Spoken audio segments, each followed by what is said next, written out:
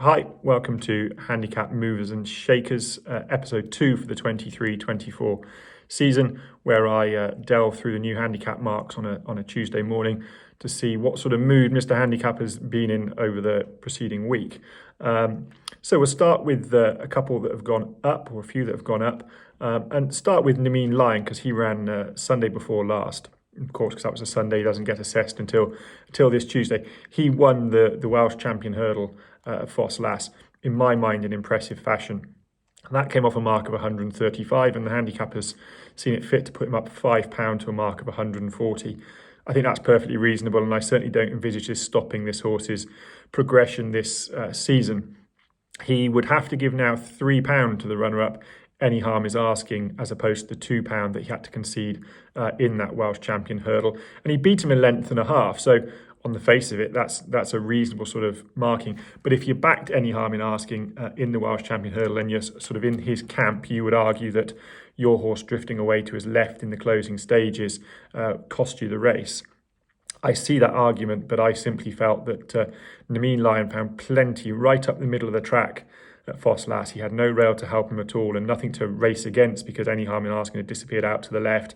And my opinion is that if Any Harm in Asking had been closer to him, that would have only just encouraged Nemean Lion to find more.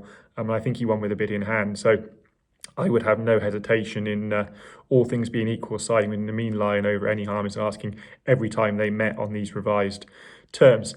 Connections have said that they want to go to the Great Wood Hurdle next with Nemean Lion, and I think you've got to take him very seriously. I think a mark of 140 is still workable, still fair. He does need cut in the ground, and the only concern you could possibly have going to Cheltenham is whether he would come down the Cheltenham Hill. He's finished well up a hill at Sandown, but you don't have to go down quite the same sort of hill at Sandown as you do at Cheltenham.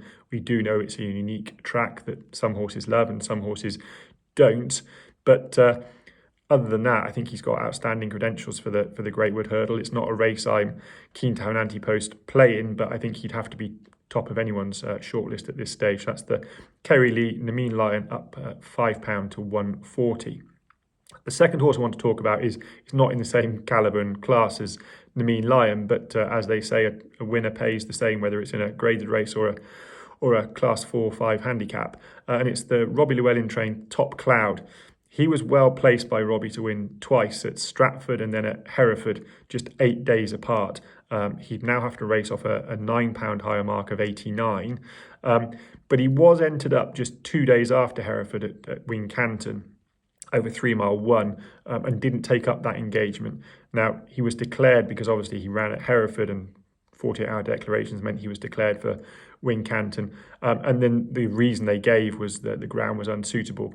I'm not sure whether that's thoroughly accurate, because the ground at Wincanton was good and he's won on good ground before. I wonder whether Hereford perhaps left a bit of a mark. He had to work quite hard there. You know, he was being shoved along as they came to the crest of the hump in Hereford, just turning off the back straight by Liam Harrison, but found absolutely bundles up the home straight and was a convincing winner, albeit a driven out winner.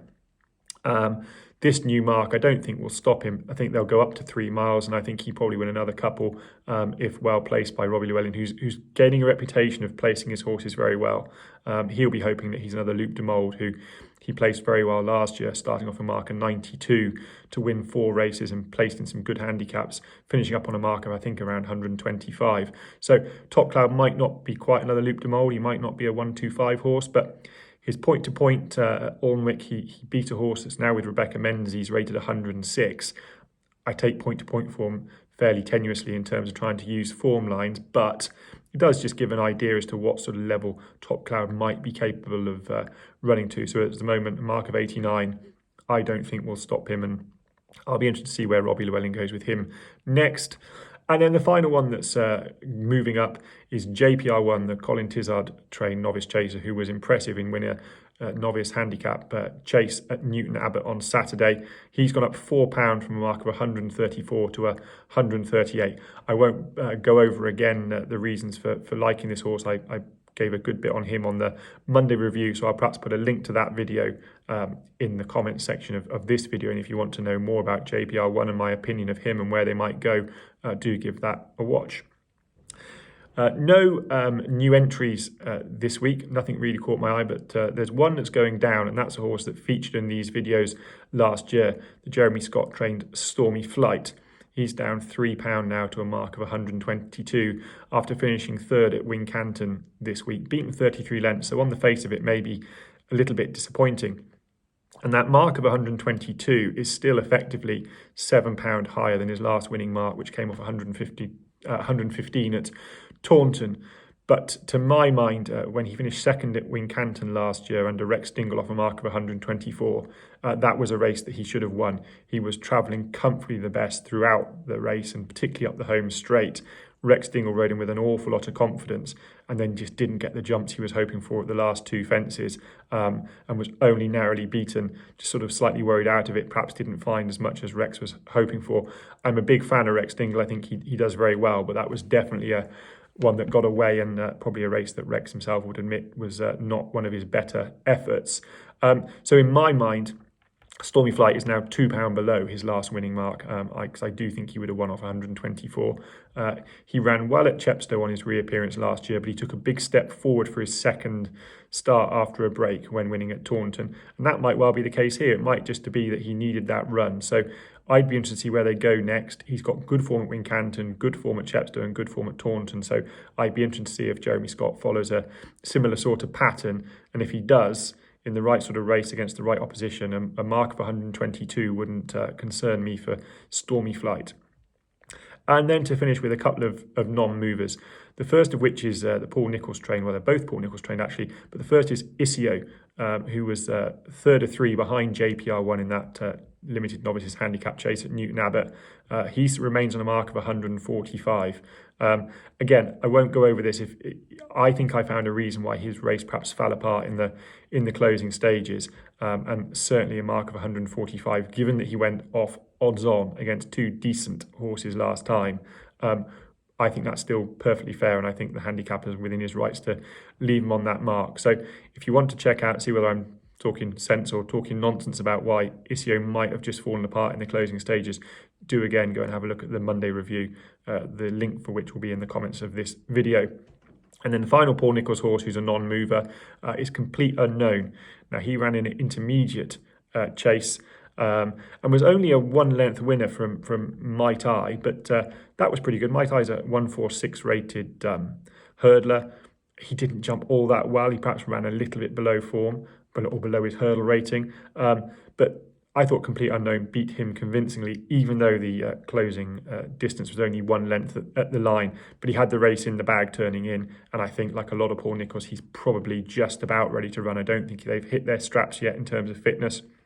Paul Nicholls makes no bones about the fact that he trains them to come forward with each run, and I think that will certainly be the case with Complete Unknown. He just looked to me like he got tired, and Harry Cobden sent him not for a long stride but for a good stride at the last, and the horse put down on him was very clever. For me, that's a sign that the petrol tank was maybe just a bit empty and probably idling up the straight. Probably on a track as well. Newton Abbot I wouldn't think would be his ideal track over that 2 mile 4 trip. I think they'll now head to the Coral Gold Cup at Newbury, the old Hennessy. And I think he'd have to be right there on your shortlist. He travels well, he jumps particularly well. His form behind Jerry Colombe at Aintree last year will read particularly well. And Paul Nicholls knows what it takes to win that race. He's around about 10 to 1. It's not a race I've really delved into to want an anti-post play at the moment, but Complete Unknown would certainly be on my shortlist and fairly close to the top, I think, at this stage if I was asked for a selection. So that wraps up Handicap Movers and Shakers episode 2. Of course, with all these videos, as the racing gets more thick and fast, there will be more horses that catch my eye, and the videos can sometimes be a little bit longer, but I see no point in dragging them out longer than they need to be, so we'll leave it there. As ever, please do like, subscribe, share to your friends, add any comments, good or within reason, not so good. Try and keep it kind. And I'll be back tomorrow with from the Stewards Room.